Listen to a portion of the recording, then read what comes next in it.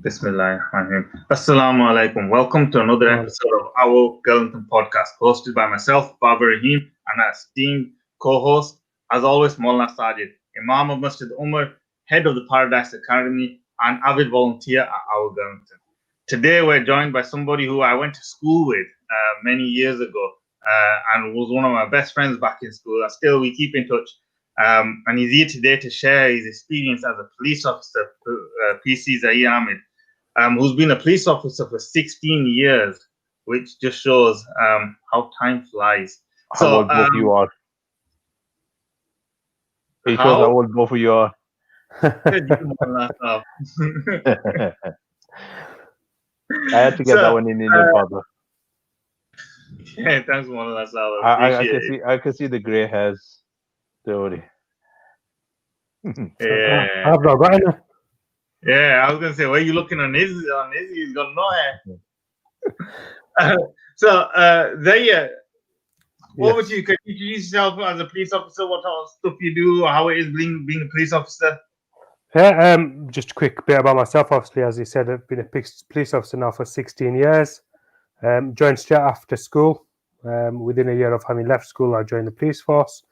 I've done various different roles, including frontline policing that I did for over 10. I'm currently working in the domestic abuse unit and dealing with prisoners. So 16, like I said, 16 years, just a little over 16 years now. So, mashallah.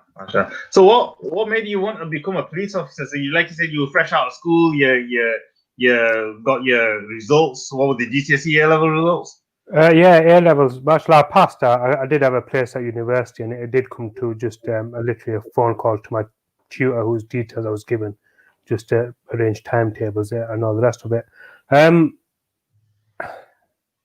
I decided at a fairly young age to give back to the community, as it were. The way my attitude was, my dad came over as an immigrant, for want of a better term, into this country. He was accepted. He got a job. He was able to provide for his children. And for me, it was a case of giving something back to the country that allowed my dad to have that freedom and give his children what they wanted. The initial plan was to go into teaching, which is what I got my place at university for. By the time I was looking into all of that, there was a big recruitment drive. And for those that are old enough to remember then, it was a police could you, and there was a lot of adverts, a lot of advertising. And at the time, there was a bit of a desire for a lot more Asian officers to join as well as those that represented the ethnic groups of certain areas. Obviously, being where we're from, Manningham-Garlington area, it was an opportune time for me to apply. So the decision I made was to apply for the police force, inshallah, in the thought of getting in with their teaching as a backup. And as we can see clearly now, I was successful in my application. So here during that period, were there a lot of Asian Muslim police officers that you knew or in the police force? There was someone I grew up with. When I say grew up with, he was a little bit older than me, and he was more of a big brother, someone that I sort of looked up to, someone that kept an eye out when I was growing up. He was a police officer, so obviously I knew him well. So the effects policing had on him and how he was seen as the member of the community at the time. So, like I said, I knew him well, having grown up with him, and I kind of looked up to him because of his desire to keep me out of trouble, which obviously he martially helped with, and I'll always be grateful for. So again, it was something that when you sort of look back, you're thinking probably steered me in this sort of direction as well. Mm-hmm. So how is it? So this is a bit of a broad question, but we'll ask anyway. So how is it being an Asian police officer? Is it any different? Is it the same? Like I say, it's a very broad question. For me, I don't think there's any difference. I've certainly seen a difference in the build-up of officers in terms of ethnicity since I started. When I started 6 years ago, in terms of Asian officers, there wasn't as many.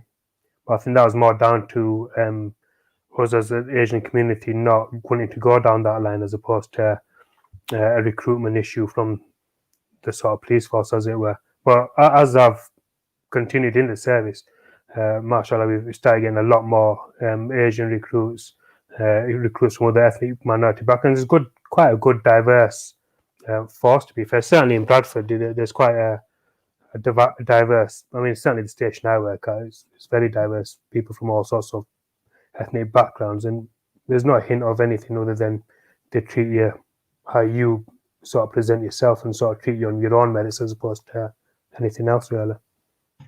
So here we, as a community, we sometimes have a negative perception of a police officer, and what it is we think, or if you become a policeman, you're going to be targeted and you're going to do dangerous jobs and whatever. And so, did you, from your family, did you receive that support, or did you get any negative connotation from any friends, whatever, around you? Possibly the guy who sat here on my right hand side, was he encouraging you or disencouraging Yeah, you? Or well, this is it. The irony is when I applied at the time, as Barbara as well alluded to, he is, and certainly at that time, was my best friend, and nothing but encouragement.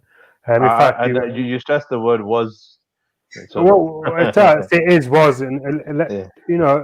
the thing is, as you grow, obviously, you sort of have mashallah, you have your own family, and you're not in touch like you were at school. And to be fair, we were almost inseparable whilst we were at school. But like you said, we're still in touch now. Hence why I'm present on this podcast today. All it took was a text from him. Do you help me with a podcast? And it was a no-brainer. Yeah, of course, no problem. Plenty of time for him. But at the time, like I said, he was my best friend, and for all intents and purposes, we were inseparable. So he was aware that I was applying. Certainly no backlash from him. And at the time, actually, we were working in the same place as well together prior to me joining. So Barbara was fully aware. My parent, one of my relatives, really, a close family friend, is in the police force as well. So there's no sort of backlash from my own family. And in terms of the community, I think they all sort of respected me for who I was and not for what I was becoming. So there was certainly at least nothing that was said to me or anything that I felt or even my parents or family felt about my joining the police force in terms of any sort of negative comments. Well, why do you think sometimes there is this perception from our community, or we use, even sometimes we hear children use negative comments whenever they see the police people? Is there any reason? It's hard to say because that comes, or say it comes down to more someone's mentality. I think the media certainly, and a lot of programs, unfortunately, a lot of programs, films that we see are American. So what a lot of people get is a perception of the police from America, not the British police. At the moment, and I'm sure we'll go into it further, there's the Black Lives Matter movement, which again emanates from America. That obviously people feel very strongly about around the world, but because of things like that, people then automatically get a negative opinion of the police in Britain. The problem we have as a community is those that deal with the police in general are those that have a negative contact with the police, i.e. those that are being arrested, those that are being stopped because they're doing something they shouldn't be doing. And they will have a positive opinion of us because we're stopping them from doing what they want to do, which obviously we're stopping them because what they're doing is wrong. And obviously you get people like yourselves, from the masjid or the sort of community that work with us, that will have a completely different perception of the police. But what you get is the louder ones, those that are out and about congregating, that then speak of the negative impact or the negative attitude they have against police, and that's what gets vocalized. But I think the outreach program from the police is very important, that they reach out to community, they build those relationships. Obviously, mosques and community centers around, they need to build that relationship. So we should know one another. It's like, like you said, when we were young, you would hear, when you would watch programs, you'll always know your local Bobby. You'll always be walking up and down the street, and you'll always say hello to him. Now, I think because people don't see the police unless it's a negative thing, so people have that relationship. So I think relationships are very important. So like this podcast we're having today, where the mosque can sit down and talk to a police officer, it's a big thing. And I always say to my children, ultimately we should have the fear of Allah subhanahu wa ta'ala. But along with the fear of Allah subhanahu wa ta'ala, you got to put in not fear but respect and honor for certain members. I always say, look, you've got to respect your parents, your grandparents, your neighbors, even police officers, people that are important, so that they should always have that fear that, I can be told off by these people, or, they're there for to put me in line if I, so like our stars, our teachers, if they say something to us, we shouldn't be, no, they're saying something for our betterment. They're here for our goodness. So just like that, police officers are there for our goodness, for our protection. And I think that's what people should know, and children should know growing up, that they're there for our betterment, and they're, if we ever need them, they're there. And, we shouldn't have negative thoughts of them. We shouldn't have negative perception, but we should have respect and honor for these people, because they're protecting our society. No, and I agree. I think, like you said, a lot of it comes from us as parents, teaching our children who we should and shouldn't respect. We, as parents, we try our best, and we send our children into the world having taught them what we believe is the right thing to do. The problem we then get is once they start congregating with certain people, it's like I said, is that message then becomes diluted from friends, from external influences, etc. So sometimes it can have that negative impact in the wider community. So, like I said, it's one of those. Once someone gets a negative opinion of a profession or of a person, it then becomes extremely hard to do it. And unfortunately, with sort of freedom of speech, anything like that, we then have that negative knock on of, well, the police aren't helping. And if you look at the media in general, there's always a negative outlook with what the police are doing, because people don't see us as helping, because what they see is we're arresting people, we're taking away their liberty and putting them in handcuffs. And what they don't factor in is the fact that there's a reason we're doing that, and that's because they are suspected of having committed an offence. I think that's a really important point, because I remember when we were younger, we'd almost be the thing when you saw a police officer, you ran. And we need to try changing that as a community to actually, these are the people we need to run towards. Right? If there's any issue, run towards police officers. So it's an active thing whenever we're out and I see a police officer with my young ones, make sure I make an active thing to go over and say hello, so they feel comfortable speaking to them. And it's not that, these lot are against us, but it's that engagement and getting that back. I think that's what it is, though. Unfortunately, you'll see it differently than I'll see it, purely because I'm a police officer. So my children are around me, and they know what I do as a profession. And like you said, and I completely agree, I think as parents and as a community, we need to step forward and say, look, you need to show more respect to these sort of people, because they're there for your benefit, and that's all we're there for. We don't get any joy as a police officer, get any joy out of arresting someone for no reason. Truth be told, personally, and I can't speak for every other officer, but personally, I'd rather not arrest anyone. I'd rather go out there, speak to the community, have a laugh and a joke, for want of a better term, and, endear myself to them rather than putting someone in handcuffs. So we spoke about it a little bit earlier. We touched on the topic briefly, and there's been this big Black Lives Matter movement going on in America, and it's come over here as well in the UK. So how's that changed the environment? Do you feel anything that's changed on the UK side, in the police officers or people going out on the beat or in the office? Excuse me. Personally, I've not seen much of an impact here. We have obviously had the protests.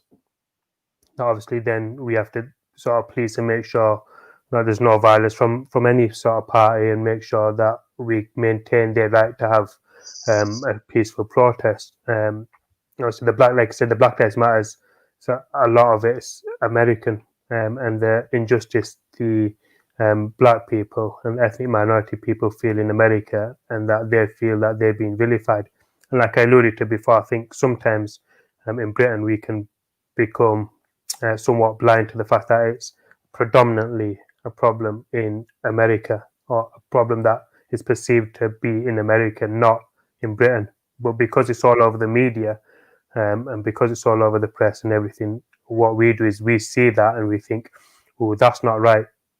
And then obviously you sort of start feeling like, for whatever reason, that Black people are being, or ethnic minorities are being targeted more so by the police, when, in all fairness, I've never experienced it, I've never seen it. And being an Asian Muslim, I don't think I'd be in the job if I thought that was the case.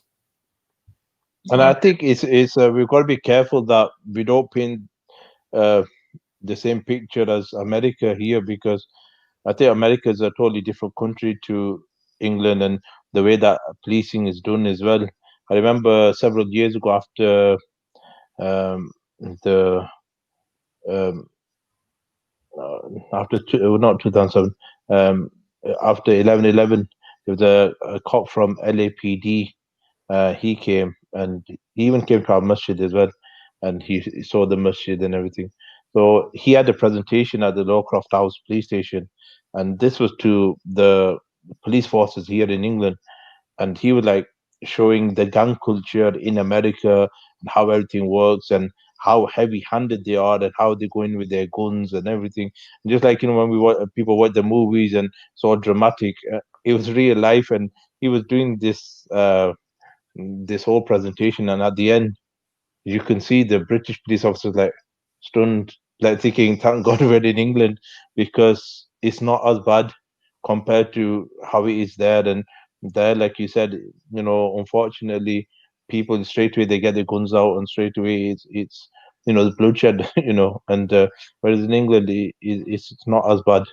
I think you're definitely right. I mean, the first huge difference is as typically we're not armed. We don't possess a firearm. The majority of police officers in England don't carry a firearm.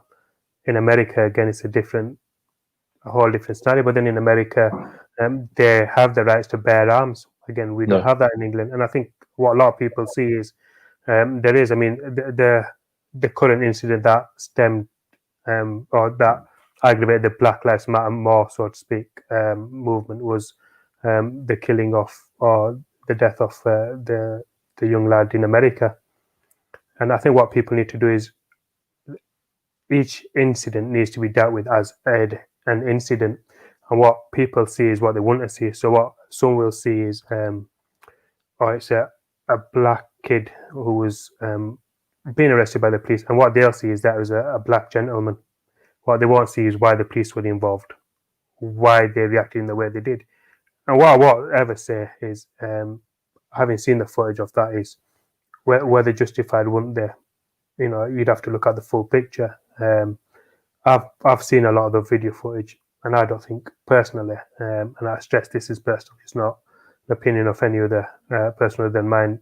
I can't see how they could justify what they did.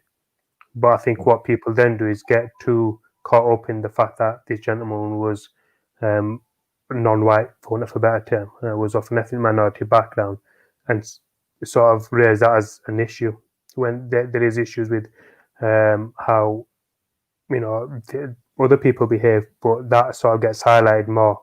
And because of how much it was highlighted, it then had an impact, not just in America, but obviously in England and other countries around the world where people feel like there is an injustice.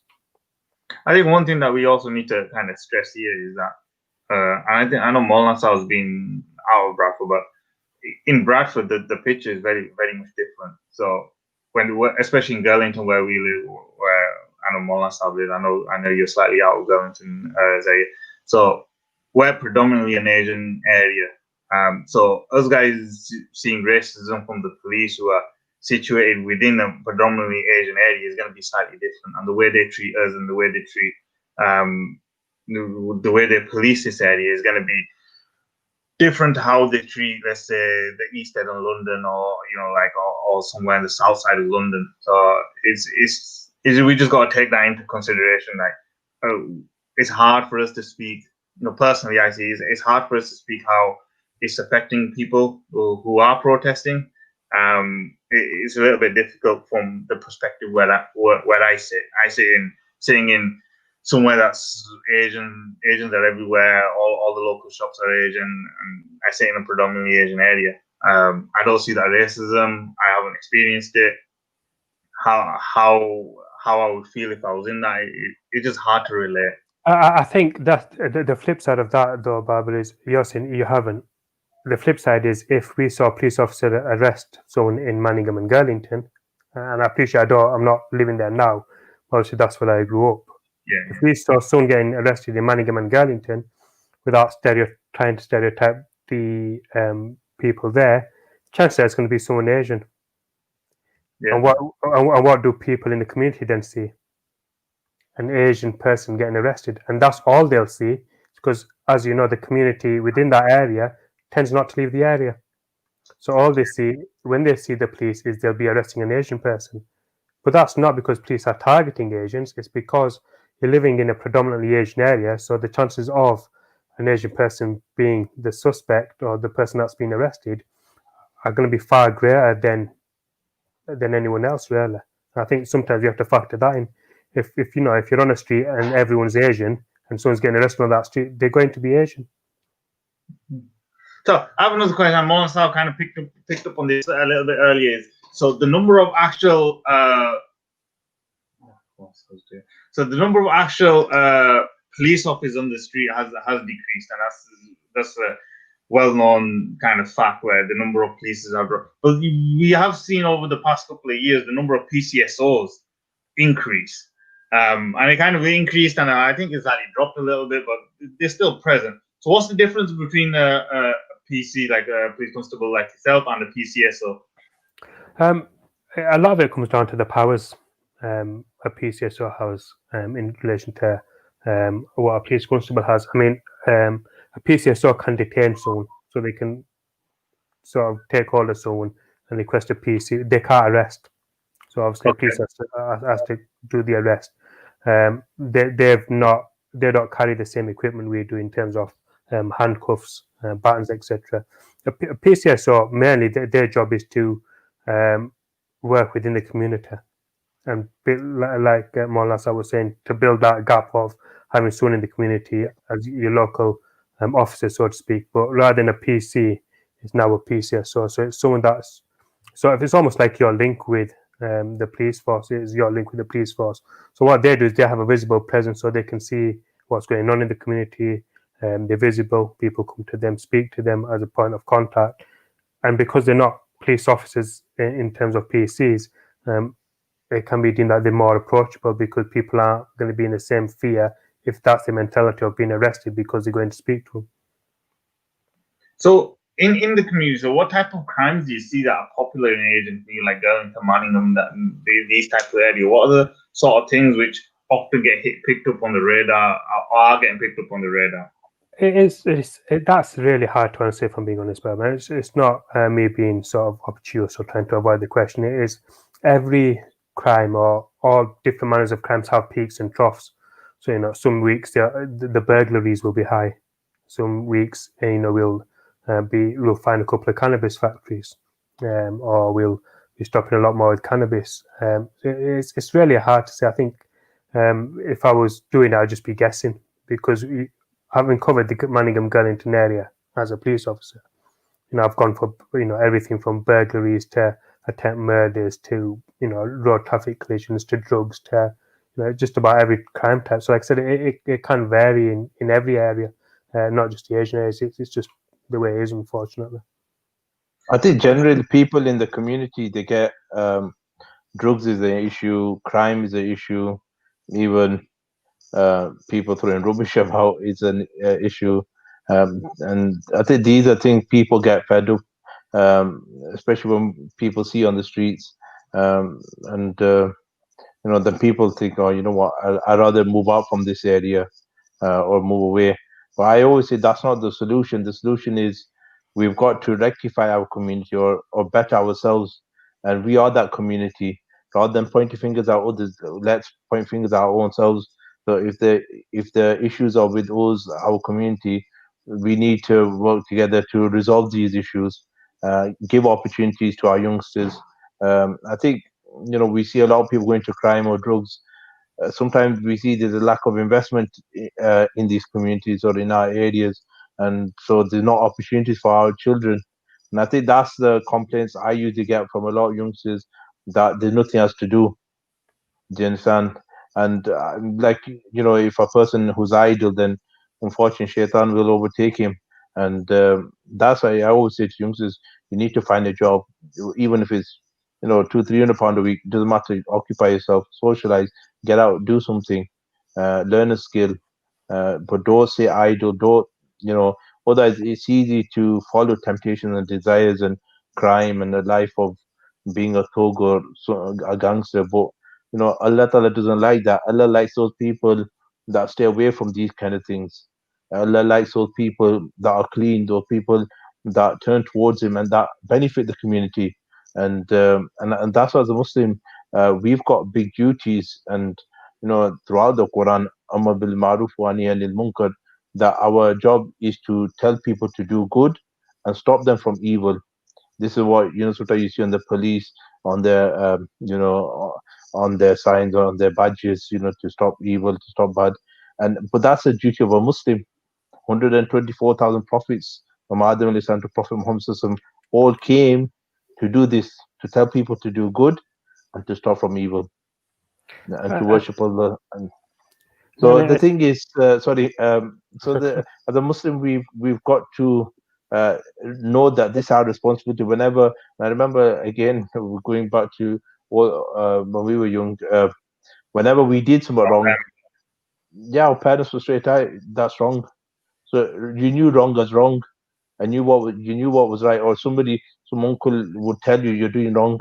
And unfortunately, now the society is such that you're scared to even tell your own children that this is wrong, because how would they react? Or who are you to tell me? That attitude, that pride and arrogance. And well, as a Muslim, we've got to understand our Prophet said that whenever you see evil, stop it with your hand. And if you can't do that, stop it with your tongue.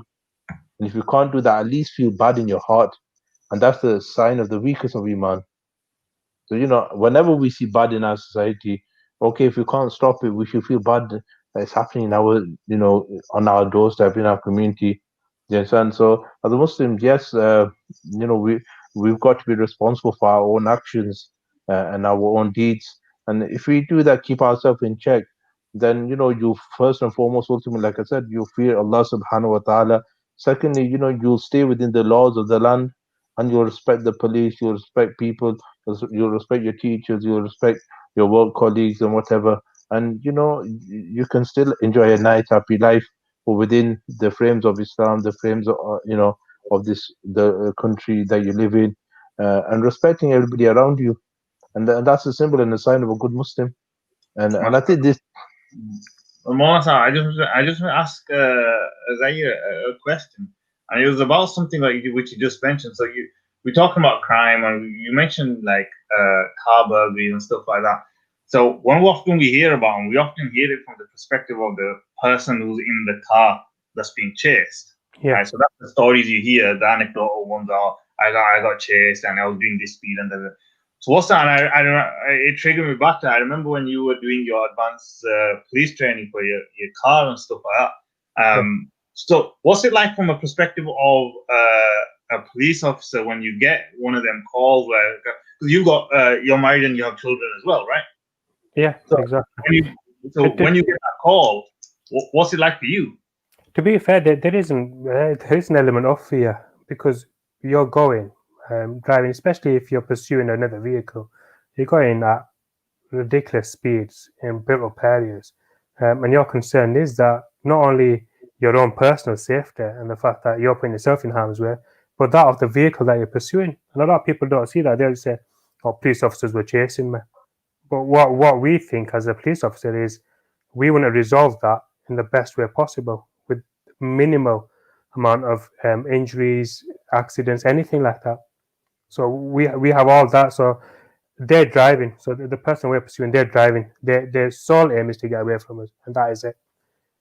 We have to factor in the members of the public, the other road users, the person we're pursuing, ourselves, and there's a lot going through your mind. And it's one of those where it is very, very hard to sort of pursue someone and not have that in the back of your head thinking, look, any of these people now that I get hurt, including the driver of the vehicle you're pursuing, you feel responsible for, because you're pursuing them.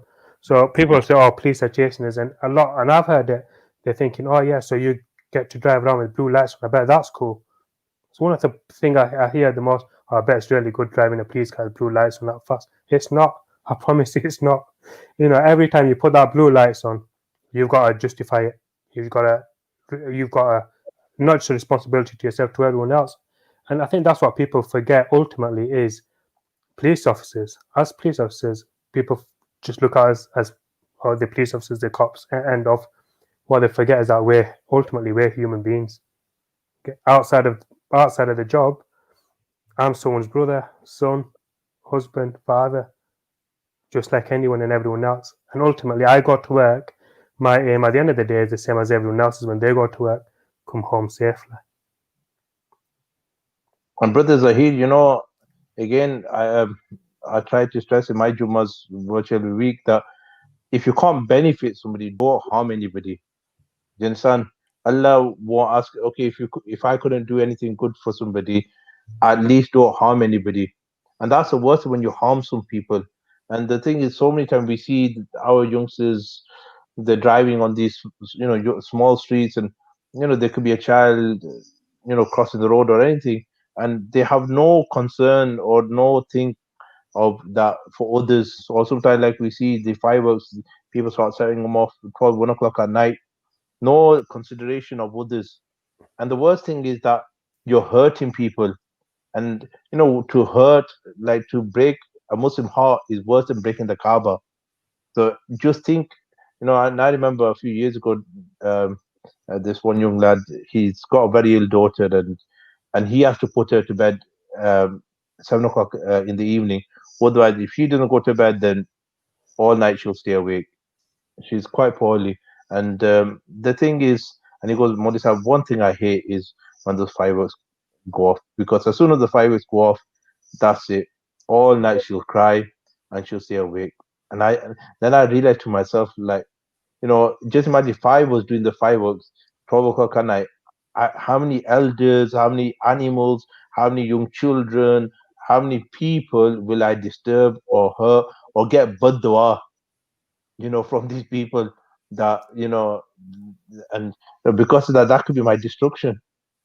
You understand? So we should think about others, and even to the animals, to the people. Muslims are those people that should be thinking of others. If you can't benefit anybody, don't harm anybody. Especially when we block the roads, two cars side by side, or whether it's driving fast or any of these crimes that we do. We've got to think about others, and even the police officers. We've got, they don't like going into the built-up areas, with blue lights. But they're risking themselves, they're risking the life of others just to keep us safe. But we need to play a part. And MashaAllah. So, some questions pertaining to being a Muslim and being a police officer. So let's say that you're a police officer and you're out on the beat. What's the deal with namaz? Can you read namaz? How do you fit that in? It's a good question. I can only speak from obviously where I'm based. I'm based centre of Bradford. At the police station, we have a namaz room, and we have somewhere where you can do wuzu, both for the brothers and the sisters. So there's separate washrooms, and we've got a namaz room. That's all set up purely for us as Muslims, so we can pray. In terms of when you're on duty, it does become hard, but it's like any other job in that sometimes, even if you're a teacher, for example, if you've got a lesson that runs at the same time as Zohar namaz, you have to teach a lesson, and then you can do Zohar namaz. It's this principle is the same with the police force. If a call comes in that there's an ongoing burglary, for example, we have to go to the call. Okay, but once we get back, we can then read our namaz. Like I said, the facilities are there, certainly at Bradford. And I know Shipley, where I used to work, they've got, they call it a quiet room, but again, a room where you can read namaz. And they're the two stations I've predominantly worked at. So I know a setup is there. And as Muslims, obviously, we have certain or different things that we need to do as Muslims, like you said, read our namaz, etc. As a force, West Yorkshire appreciate that, and as a force, we've got an internal organization for the Muslims, to support each other, to make sure we've got facilities, like every other, sort of group does, just to sort of support each other. So no, I mean, in terms of reading namaz, and I mean Ramadan Mubarak, that's another key thing that people again get concerned about. And when I first started, my mentality was, it is my job. I'll have to do the job, and everything else will have to fit in as and when. So, I found myself doing house-to-house inquiries, knocking on doors, seeing if anyone's seen anything at iftari time. So I couldn't open my iftari, open my doors at iftari. But as I've sort of done more and more, I've sort of started speaking to my supervisors and people within the organisation about certain allowances to be made for us when we are fasting, and 100% you get spotted.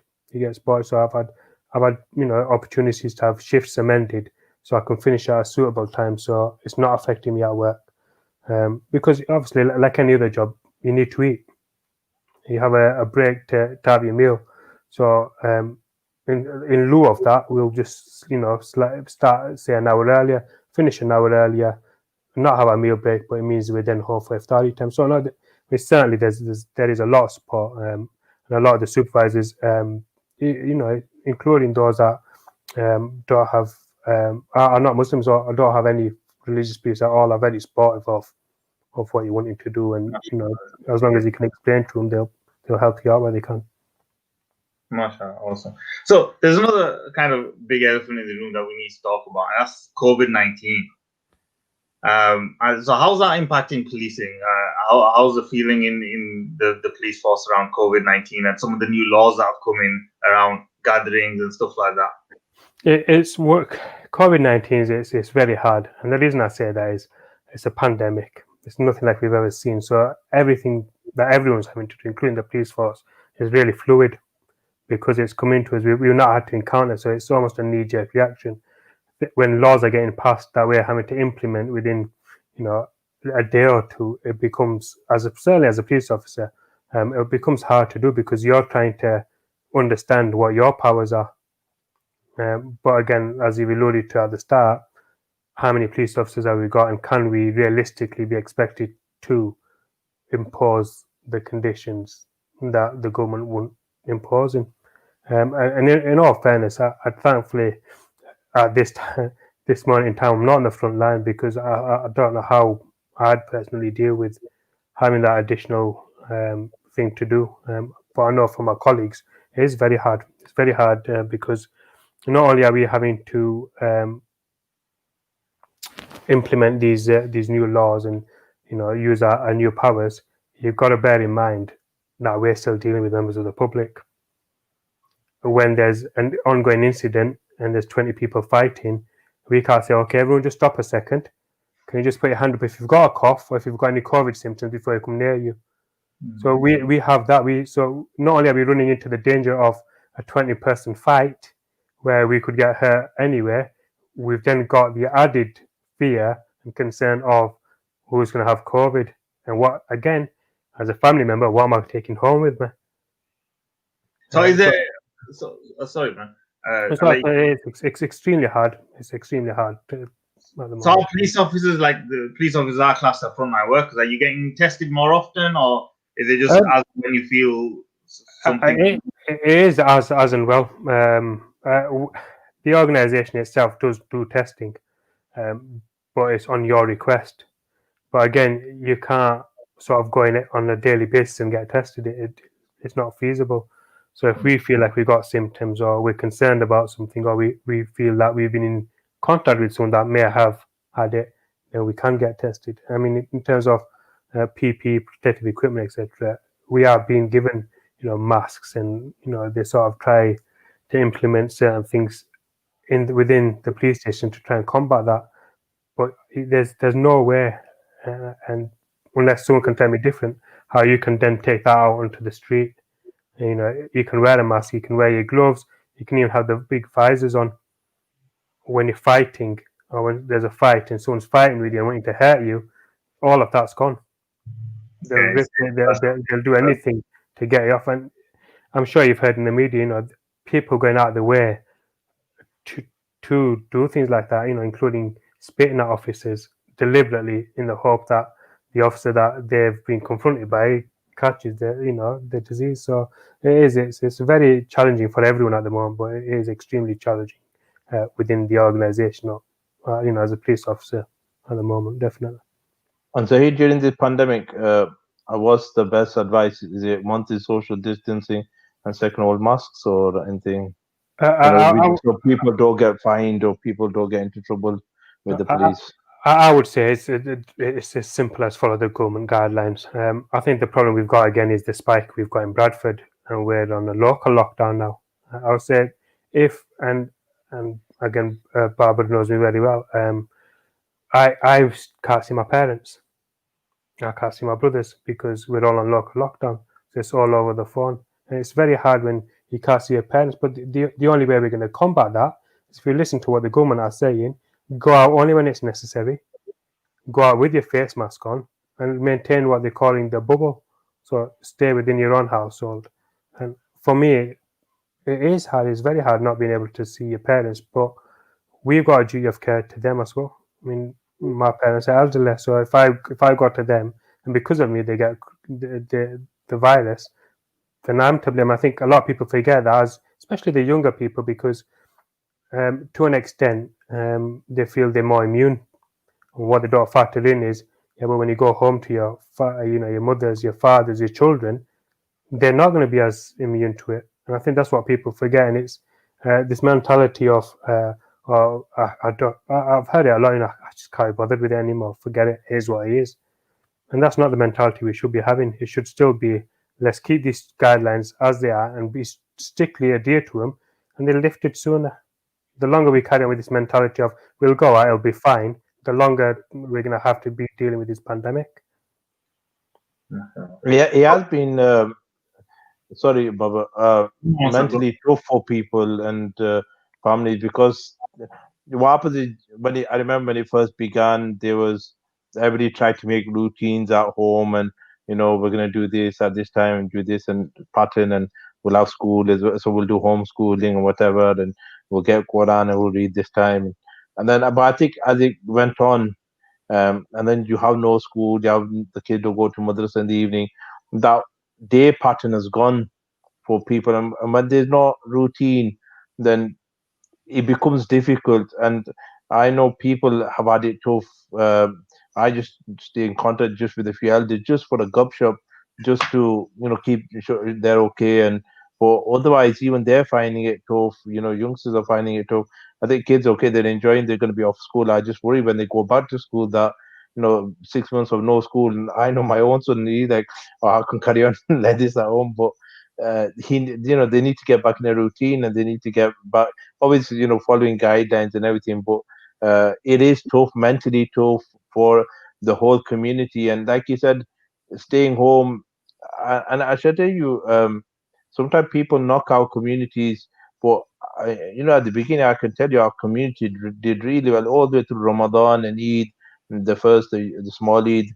Our community was at home. Yeah, I'm not saying there's good apples and bad apples in every community, but the thing was generally people follow the advice. But what's happened is obvious as government trying to get things back up again, and the economy try to get it running again.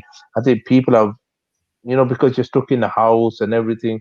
It's been tough. So I think again, the advice we always give is that we should always do lihaz. We should always think about people's mental state at the end of all this, because I think that's going to be the young kids, the elders, everybody. I think it affects, and I don't know. Probably you guys have probably seen rise of domestic abuse and all that because of this lockdown. And in fact, it's very hard. And like I said, and I've alluded to a few times, the uniform as I am now, I'm a family member.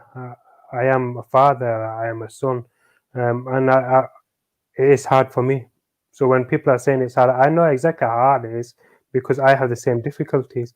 Marshall, I have 3 children, all 3 of them not at school. Believe me when I tell you, I feel blessed. But at the end of the day, I'm ready for sleep at 7 o'clock because my head's banging. 3 children running right in the house, so I'm fully aware of how it is. But the argument will always be is if we continue to not address the problem and think right, it'll be what it is, the pandemic will continue. So these problems and difficulties we're facing will only go on longer if we don't. Inshallah, if we adhere to it and we can deal with the pandemic, then we can continue, inshallah, in some sort of normality, for want of a better term. Inshallah. MashaAllah. So if somebody wanted to become a police officer, how would they do that? It's all dependent on when police are recruiting. I think, as it happens, we are recruiting, or we've just been recruiting. I couldn't tell you the cut-off date. But the best way to do is, if you're thinking about joining, is to just go onto the police website, clearly signpost you if they're recruiting, and what you have to do. Also, pop down to the police station. Bob down and say, I'm thinking about applying. Is there anyone I can speak to? Majority of the time, there'll be someone there that is willing to help. Whether you'd like me for certainly, by all means, if anyone wants to speak to me, they can contact me via yourself, and I'll be more than happy to sit down with someone and discuss any concerns they've got, anything I can do to assist. And I know there's officers within the organization that are there to specifically help people, and I know when one of my inspectors heard about this, he was very keen, Inspector Tootle, his name is, very keen for people to join. And again, he said the same. He's based out of Bradford. Any issues, get in touch with him, and he's at an inspector level, because there's always this desire to have those that are genuinely wanting to join the police force. We're more than happy to help. So yeah, keep checking the police website. If you're not sure, just pop down to the police station, ask to say, can I see someone? Can I speak to anyone that could advise me? And they may just say, unfortunately, there's none available. We just keep trying. And like I said, inshallah, if anyone's watching this podcast, if they can make contact via yourself, and by all means, let me know, and inshallah, I can put them in the right direction. Just before the lockdown, in Morrison's, the police for the local Gurlington community, McDonald's were there, Morrison's were there, West Yorkshire Police were there. They were recruiting and guiding people on how to join the police force and what you need. And so I know there was some kind of recruitment going on, and they were encouraging, especially kids that have left school, whatever, whoever wants to go into the police. So I know there was some kind of recruitment going on. That this was before the lockdown. They have been, or they've been active recruitment. Certainly, the first phase, the sort of application phase, has been ongoing during lockdown.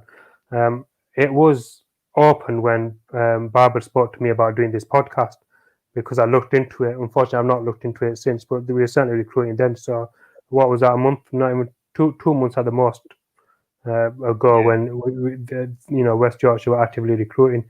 But like I said, inshallah, if anyone watching this podcast, and Baba will be, I'm more than happy to sort of assist in any way I can. If I can help, I've been in the job that long. I know that the sort of supervision and the higher ups in the organisation that can certainly help if I can't. So, and I think it's really good that we've got people like yourselves in the police force. One is, like we were talking about, as Muslims are in the police force, you've got the facilities. Then, like we're talking about, this racism can only be broken if we talk and communicate, and people understand our needs, and vice versa. So what happens is, once you have a minority ethnic people coming in, then what will happen is they cater for your needs. That's one thing. And second of all, like you said, whenever there is some kind of, I don't know, burglary or whatever it may be, or when you go towards a community, and the thing is, by you guys being there, you can always advise others around that, look, we've got to be sensitive to cultures, values, whatever else. And I know this because for the last few years we've been working with the police, especially during the bonfire period. But because we sat down, we've talked, we've communicated, and we said, look, these are sensitive times. We've got to respect one another, and because we had that conversation, our whatever we've done, it has been successful. So I think, when the more you have Asians, Muslims within the police force, the more you can be sensitive to issues as well, and people will listen to you. And it's true. The thing is, obviously, we actively taught how to appreciate and what we should look out for in all communities. So the English officers will be aware of things that are expected from when they go to a Muslim household. But there's some things, and if everyone's being right, there's some things you can't teach. There's the little, it's the little things, and sometimes it's as simple as you go to a burglary, and for example, it's Barber sat there with an elder, and I'm talking. The English officer would talk to Barber because can't communicate with the elder because they don't speak the language. The difference they makes with me being there, I can communicate with the elder. Yeah. The elder then feels involved and they're a lot more aware of the situation, and any concerns they've got, they can direct to us as officers. For me, I'd personally, I'd encourage anyone that's thinking about applying, is to apply. I know there's a lot of negativity surrounding police officers, and the thing is, we hear about what's what's the racism like within the organization, and for me, I've not seen any of it. I'll be honest. But when I joined 16 years ago, and I don't know if you remember, there was a documentary called The Secret Policeman. I don't know if either of you remember it, but it was about an incident that happened at one of the training schools. And it was within a year of me joining, that happened in that year where there was quite a big racist incident within one of the training facilities. And going back probably 17 years now, because it was about a year before I joined. And as it happens, I went to that training facility. So for when I went, the fear was there more than ever. Now there's this institutional racism within the organization. But in 16 years, I've never encountered it. And like I've said previously in a podcast, had I encountered it, I wouldn't be in the organization because it's not something I want to tolerate, something I want to see. And it's certainly, if I had seen it, something certainly that at the very least I would have challenged. And it's not something I would hide. If I felt the organization was, or there was a core of it where it was sort of institutionally racist, then A, I'd raise it, and B, because I wouldn't be in the job and I'd publicly say as much. But it's not there. And again, what you see is something happening and then people blowing out of proportion and saying there must be. That's what it must be like. When it's further thing from it, like I said, the allowance is made for officers of certain ethnic backgrounds, certain religious beliefs is great. Like I said, for us, certainly in Bradford, I'm sure it's the same in Leeds, Wakefield, wherever you go. Certainly within West Yorkshire, but I can only say for certainty what it's like in Bradford is we've got somewhere we can do somewhere we can do read on the Mars, and that's been set up specifically in the building just for us. No one else uses the rooms. It's just for them. There's namaz mats there. You'll go into the room and during Rosé, the Ramazan calendars up, and you sort of have a bit of a talk with the other officers in there that, and you sort of, especially the new recruits, for example, are not sure and maybe concerned about, look, it's Ramadan, or I want to read my namaz. What do I do? And rather than go and speak to someone they're not comfortable with, they can speak to someone like myself who's been around, mashallah, for a very long time now within the organization, who he knows the setup of the organization. He knows what we can and can't do. So, and I've had it many a times where someone a lot younger in sales will come up to me and say, I'm not sure about this. Will you point me in the right direction? Where do I stand? I don't want to get into trouble. And no one will ever get into trouble for expressing a religious belief, but because of their concern, they'll feel more comfortable sometimes. And it is.